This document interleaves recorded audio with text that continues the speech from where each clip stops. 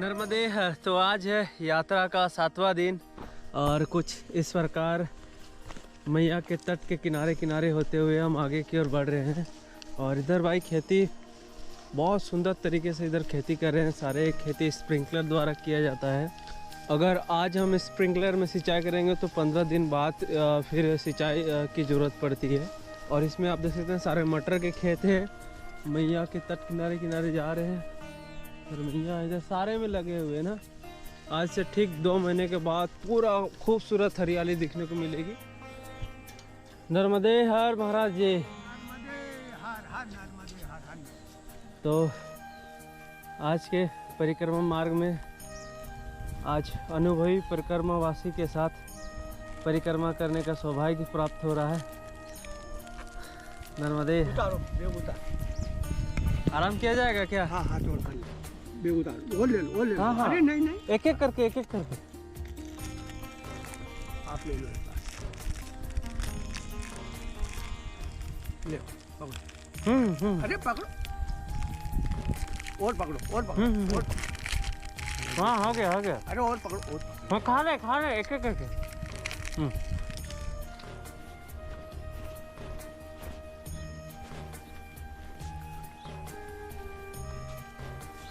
नर्मदे हर प्रभु जी। तो देख सकते हैं इस वक्त हम लोग दुविधा में फंसे हुए हैं क्योंकि यहाँ पे भी एक नदी दिखाई पड़ता है और आगे भी एक नदी है। तो कन्फ्यूजन हो रहा है कि ये नर्मदा माई है कि वो नर्मदा माई है। हम इंटरनेट चेक किए, इंटरनेट चल नहीं रहा है। तो आमने सामने जो भी लोग हैं उनसे हम पूछे तो उन्होंने बताया कि ये नर्मदा नदी नहीं है, ये उनकी सहायक नदी है, शिवनी नदी। और ये नदी जहाँ पे मिल रही है वहाँ पे शिवनी संगम कहलाता है। तो आगे में है नर्मदा माई, तो उधर है नर्मदा नदी, इधर इस ओर से बह के जा रही है और ये है शिवनी नदी। तो जब भी आपको ऐसे रास्तों में नदी दिखाई पड़े तो एक बार गूगल मैप चेक कर लें या फिर आमने सामने कोई भी अगर दिख रहा तो उनसे पूछ लें तभी पार करें। अन्यथा अगर आप सहायक नदी समझ के नर्मदा नदी को क्रॉस कर जाएंगे तो आपकी यात्रा परिक्रमा खंडित हो सकती है।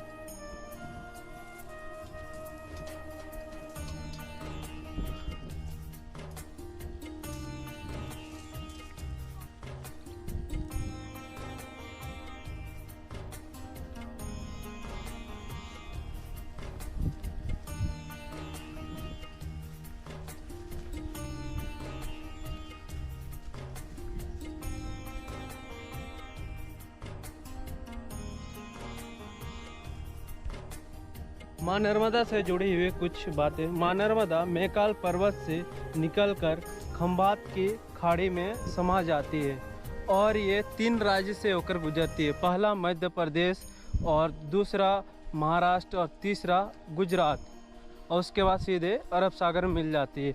और सबसे ज़्यादा मैया मध्य प्रदेश से होकर गुजरती है। माँ नर्मदा यात्रा का जो आनंद है ना, कुछ इसी रास्ते से होकर ही प्राप्त हो पाता है। वरना सड़क मार्ग से तो पता चलता है हम कहीं और घूमने जा रहे हैं या कोई कार्य के लिए जा रहे हैं, बट ये रास्ता से हमें पूरा अनुभव हो रहा है कि हम माँ नर्मदा का परिक्रमा कर रहे हैं और उनकी आशीर्वाद के साथ धीरे धीरे उनका रूप को देखते हुए आगे की ओर बढ़ रहे हैं हम। ये सबसे सौभाग्य की बात होती है। और सबसे जो कठिन रास्ता है ना वो मध्य प्रदेश, किधर है, मध्य प्रदेश का हिस्सा ही है सबसे कठिन।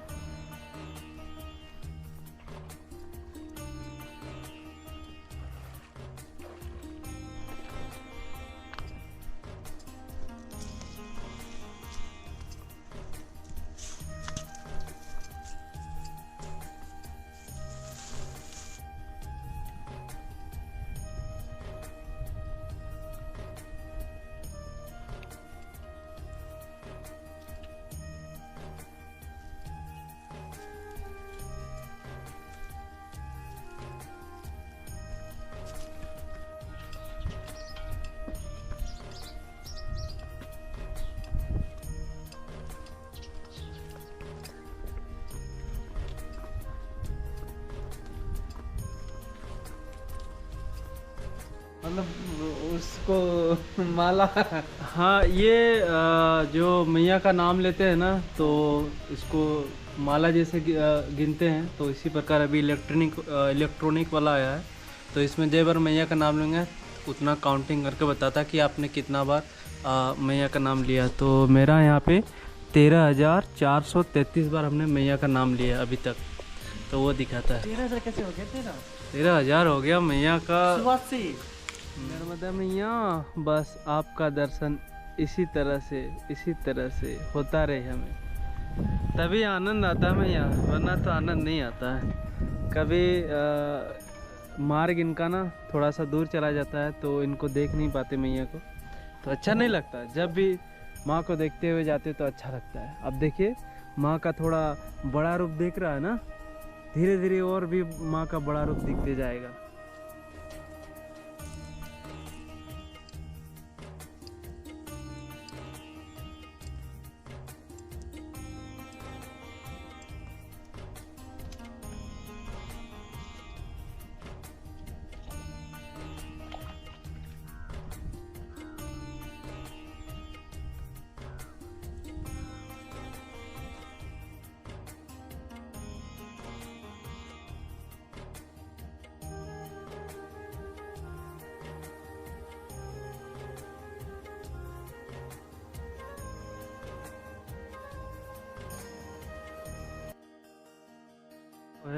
सूर्यास्त तो होने को है और हम गांव से होकर गुजर रहे थे, तो एक बाबा मिले और उन्हीं की आज इस कुटिया में आज विश्राम करेंगे। नर्मदे हर बाबा।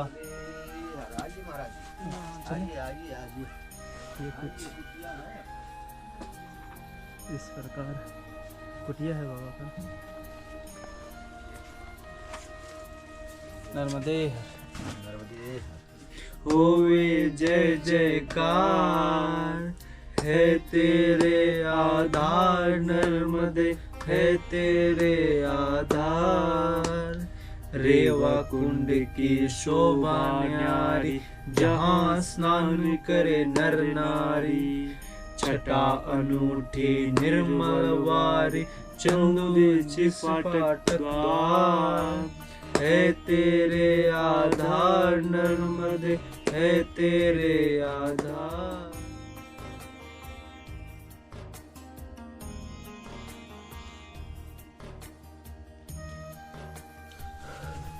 नर्मदे हर माई, नर्मदे नर्मदे। तो अब निकल रहे हैं यहाँ से आगे की ओर, और मैया और बाबा ने खूब सेवा किया हमारा। नर्मदे हर बाबा। और बाबा का बता दो, इन्होंने भी परिक्रमा कंप्लीट किया है। वहाँ से सीधे दिखनी मंदिर खार के लिए रास्ता रोड लगी है वहीं से। सीधे है ना? हाँ सीधी है।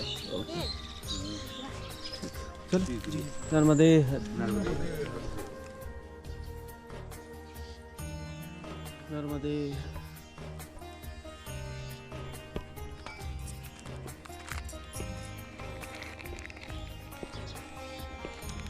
वैसे बता दे, परिक्रमा मार्ग में आपको काफ़ी सुंदर सुंदर गांव देखने को मिलेंगे।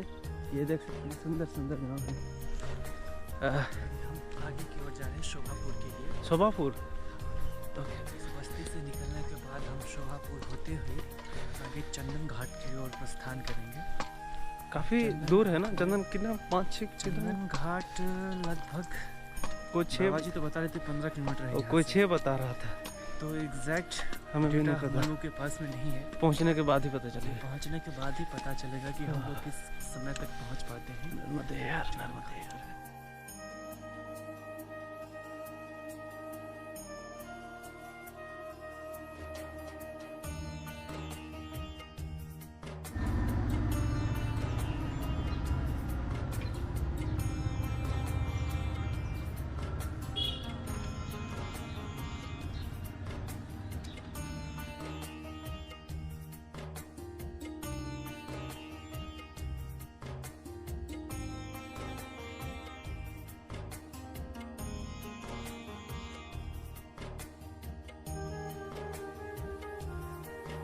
आप देख सकते हैं मैया तट के किनारे बहुत सारे गौ माता विश्राम कर रही है और माता का दर्शन करते जा रहे। माता का ये रूप बहुत ही प्यारा लग रहा है और 3-4 किलोमीटर चलने के बाद फिर से माता का दर्शन हो गया है। और वैसे बता दूं, आज बहुत ही शुभ दिन है क्योंकि आज है सोमवार और आज ही के दिन नर्मदा परिक्रमा हमने स्टार्ट किया था। आज 8 दिन होने जा रहा है, पूरी 8 दिन। और इस प्रकार मार्ग होते हुए हम परिक्रमा के दौरान सैकड़ों गांव से होकर गुजरना पड़ता है। तो बहुत सारे गांव वाले मिले, वो हमें पूछते हैं कि आप इस उम्र में यात्रा कर रहे हैं। वैसे हम जनरली देखा जाए तो हम देखते हैं जो साधु संत महात्मा आदमी हैं वो परिक्रमा करते हैं, वो करीबन 70-60 साल वाले। आप इस उम्र में परिक्रमा करते हैं, तो हमारे पास कोई जवाब नहीं होता है क्योंकि हम कैसे बताएं उनको कि हम इस उम्र में यहाँ कैसे आ गए। बस इतना पता है कि हमारे हाथ में कुछ है नहीं, जो भी है सब भगवान के हाथों में है। वही कराना चाहते थे, मैया ही बुलाई हमें, किसी न किसी रूप में जानकारी दिया, किसी न किसी बहाने यहाँ पे बुलाया। और देख सकते हैं अभी हम माँ नर्मदा का परिक्रमा कर रहे हैं। ये मेरे लिए बहुत सौभाग्य की बात है क्योंकि ये सौभाग्य जो मिली है वो कोई ना कोई कर्म का ही है, जो इस पवित्र यात्रा करने का सौभाग्य मिला। तो मैया को बहुत मानते हैं, बहुत। नर्मदे हर मैया, नर्मदे हर। देख सकते हैं माँ का दर्शन करते करते हम आगे की ओर बढ़ रहे हैं। ये कुछ मार्ग है, मार्ग वैसे सड़क मार्ग भी है, लेकिन उस मार्ग में हमको पता चल रहा है कि हम कोई दूसरा गांव जा रहे हैं, कोई शहर जा रहे हैं, कोई ऐसे स्थान जा रहे हैं। क्योंकि उन्हें भारत यात्रा भी करा है ना, तो सड़क पे चलते थे उतना अच्छा लगता नहीं था। यहाँ अनुभव हो रहा है कि हम परिक्रमा कर रहे हैं, वो भी माँ को देखते हुए। देख सकते हैं ये है माँ का, ये आप रूप देख सकते हैं, कितना सुंदर दृश्य लग रहा है। सुंदर, धीरे धीरे आहिस्ता आहिस्ता माँ बह के जा रही है और सीधे खंबात की खाड़ी में समा जा रही है। और खंबात की खाड़ी से ही हम जल जहाज होता है ना, जल जहाज से हम तट परिवर्तन करेंगे, उत्तर तट में जाएंगे। इस वक्त हम दक्षिण तट में परिक्रमा कर रहे हैं। देख सकते हैं ये है दक्षिण तट और वो है उत्तर तट। जिनकी जैसी श्रद्धा होती है, बहुत सारे लोग तो 3 साल में परिक्रमा, 3 साल 3 महीने 13 दिन का परिक्रमा करते हैं। बहुत सारे लोग माँ के ऊपर छोड़ देते हैं, बहुत सारे लोग सोचते हैं कि 3-4 महीना में कंप्लीट कर दें। ऐसे भी होते हैं, जिनकी जैसी शक्ति, जिनकी जैसी भक्ति, वो उस प्रकार से परिक्रमा करते हैं।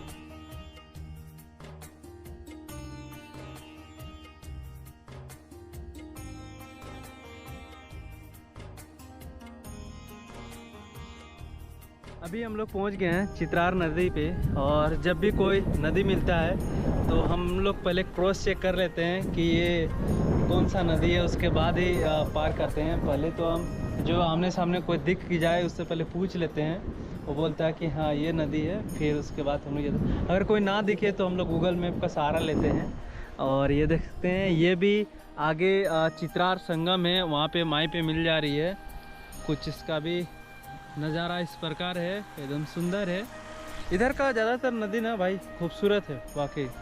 हम पहुँचे हैं चंदन घाट पे। और चंदन घाट ये मार्केट टाइप से ही गांव है, इसमें आपको सारी चीज़ें मिल जाएंगी। और यहाँ पे एक आश्रम भी है जिनका नाम चंदन घाट करके ही है। और सामने में ही है माँ नर्मदा, सामने से ही बह के जा रही है। हम किनारे किनारे ही हैं, करीबन 100 मीटर दूरी होगा इस चंदन गांव से।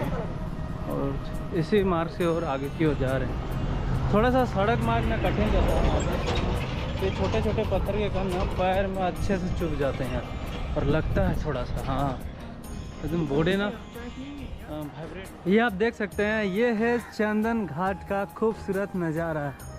और ये मंदिर है बाबा भोलेनाथ का, और वो ब्रिज है उस पार जाने के लिए। और आज से ठीक 4 महीना बाद हम लोग उस तट में होंगे, उत्तर तट में। अभी हम लोग दक्षिण तट में हैं।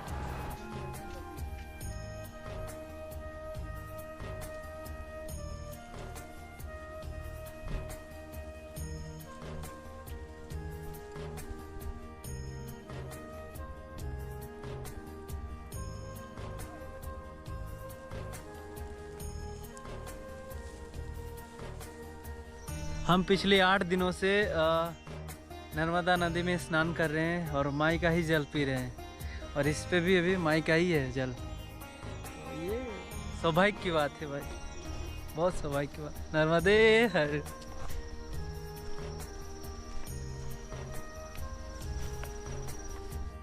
ये बांस का बना हुआ है?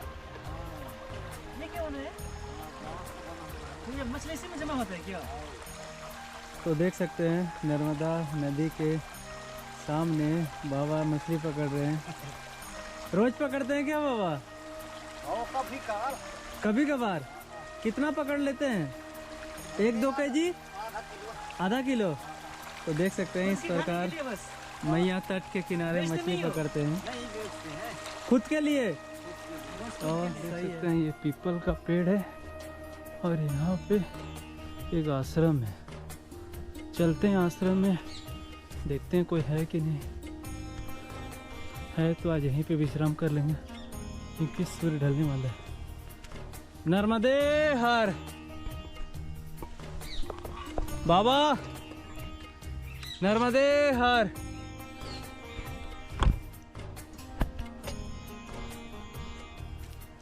नर्मदे हर। कोई नहीं है।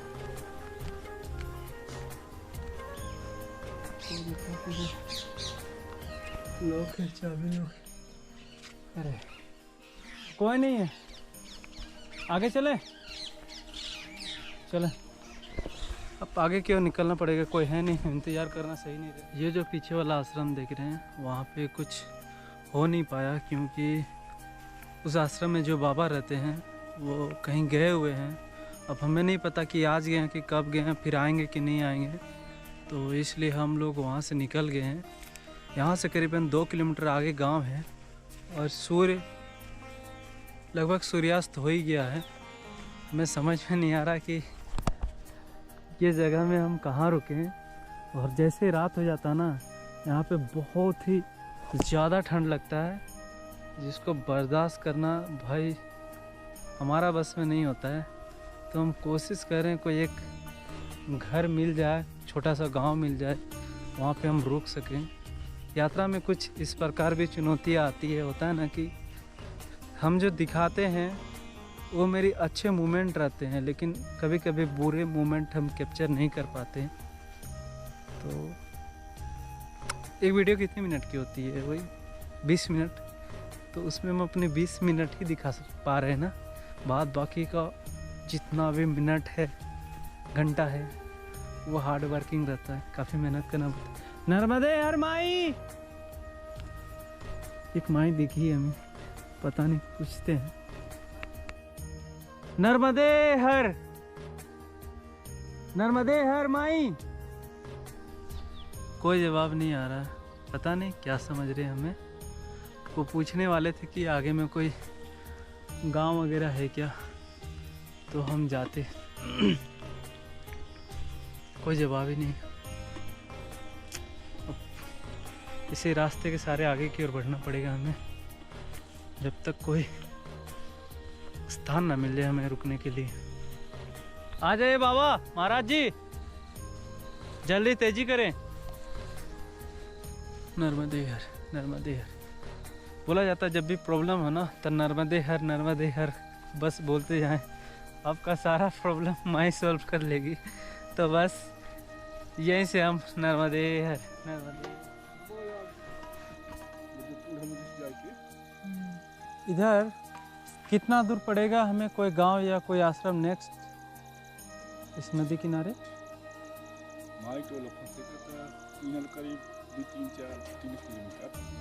कोई घर वगैरह कोई गांव 2-3 किलोमीटर बाद पड़ेगा। काफी मुश्किल में फंसने वाले हैं आज तो। और नहीं कहीं आसपास कहीं रुकने के लिए जगह? बजन झाड़ दिख रहे नहीं वह, वही दिख रहे बीच में। ये सांप है कि 2-3 दूरी भर वही बीच है मंदिर वगैरह। तो हाँ कोई रहता है वहाँ पे? कोई नहीं। यहाँ पे भी कोई नहीं है। तो रखता ही और वाकत में नकत में टाइम के आते हैं, टाइम से आते हैं।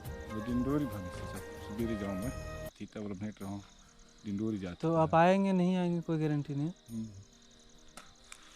कर जैसी कि साधन है तो कहीं भी बना खा के। आप देख सकते हैं उस तट पे जहाँ पे लाइट जल रही है वहाँ पे एक आश्रम है, तो नर्मदे हर करके हम बोलते जा रहे हैं। तो वहाँ पे एक बाबा ने हमें आवाज़ दी और हमने उनसे बात की और उसने हमें बोला कि आगे की ओर मत बढ़ो, आगे 3-4 किलोमीटर बाद ही कुछ गांव या आश्रम दिखाई पड़ेगा। आप लोग एक काम करो, आप उस आश्रम में रुक जाओ, इंतज़ार करो, अगर बाबा आते तो ठीक है, वरना हम 1 घंटे बाद आ जाएंगे। आपका जो भी ज़रूरत का चीज़ होगा हम व्यवस्था करेंगे। तो फ़िलहाल हमें सबसे जो ज़रूरत की चीज़ है वो माचिस, अगर माचिस मिल जाए तो फिर हमें किसी चीज़ की कोई दिक्कत नहीं है ना महाराज जी। बिल्कुल, माचिस इसीलिए ज़रूरत है क्योंकि यहाँ पे रात में सर्दी बहुत ज़्यादा होती है। तो माचिस होने से हम खुद भी आग जला सकते थे। हमें एक माचिस मिली थी महाराज जी के द्वारा, पर है? शायद राम घाट पे हम वहीं नर्मदे हर। फिर से हम लोग वापस उसी जगह आ गए। अब जो भी होगा देखा जाएगा और माँ ही संभालेगी हमें। नर्मदे हर, ये सही है, यहाँ पे ठंडा नहीं लगेगा। माचिस देखते हैं अगर मिल जाता है तो देख सकते हैं वहाँ पे एक कोना में एक माचिस दिखाई दे रहा है, डंडा के सारे निकालते हैं।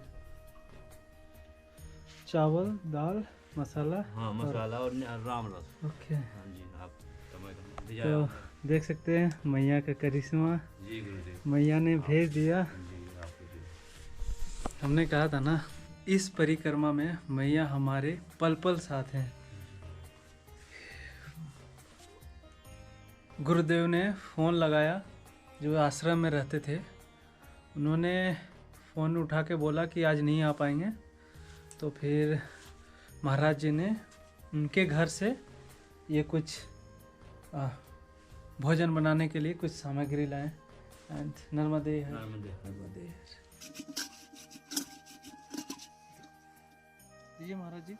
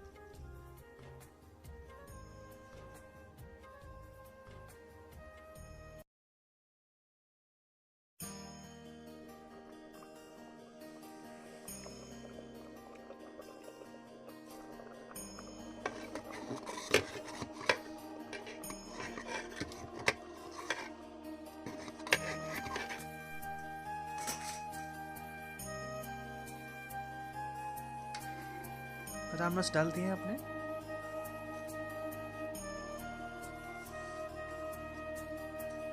बहुत खुशी हुआ हमें, क्योंकि परिक्रमा के दौरान सदा व्रत किया जाता है और आज हमने वाकई सदा व्रत किया है। कोई था नहीं, बाबा ने जो भी व्यवस्था दी उसी में हमने बनाया है, कुछ इस प्रकार बना है। तो आनंद लेते हैं इस भोजन का।